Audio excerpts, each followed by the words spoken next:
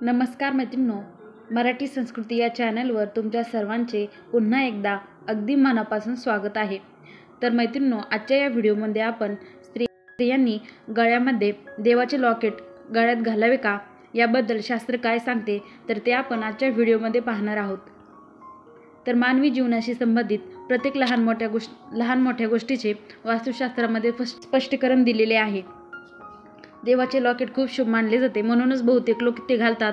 पण महिलांनी देवाचे लॉकेट गळ्यात घालावे की नाही तर ज्योतिषशास्त्र नियमानुसार एखाद्या व्यक्तीने गळ्यामध्ये फक्त तेच परिधान करावे जे त्यांच्यासाठी शुभ आहे, अन्यथा ते त्यांच्या ग्रहांना हानी पोहोचवू शकते।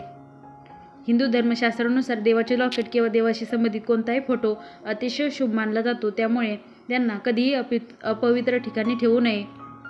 आणि ज्योतिषशास्त्रामध्ये देवाचे लॉकेट घालणे निषिद्ध मानले जाते, कारण व्यक्ती दिवसभर शुद्ध राहत नाही आणि वॉशरूममध्ये जाण्यापासून ते अनेक अशुद्ध कामे करतो। अशा वेळी गळ्यामध्ये देवाचे लॉकेट घातल्यास ते शुद्ध राहत नाही।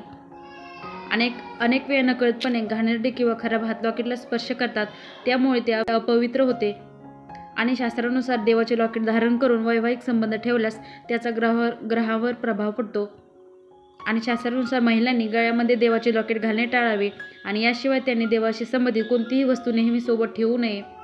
महिलांनी मासिक पाळी काळामध्ये चुकूनही देवाचे लॉकेट घालू नये, यामुळे त्यांच्या ग्रहातील दोष वाढतात आणि त्यांचे आरोग्य देखील बिघडते। तर अशा काळामध्ये सकारात्मक शक्ती नष्ट होते आणि अशुद्ध लॉकेट घातल्याने नकारात्मकता देखील पसरते। माहिती महत्त्वपूर्ण वाटली का हे कमेंटमध्ये नक्कीच कळवा व अशाच नवनवीन व्हिडिओसाठी तुम्ही चॅनलला अजूनही सबस्क्राईब केलं नसेल तर चॅनलला सबस्क्राईब करायला देखील विसरू नका। धन्यवाद।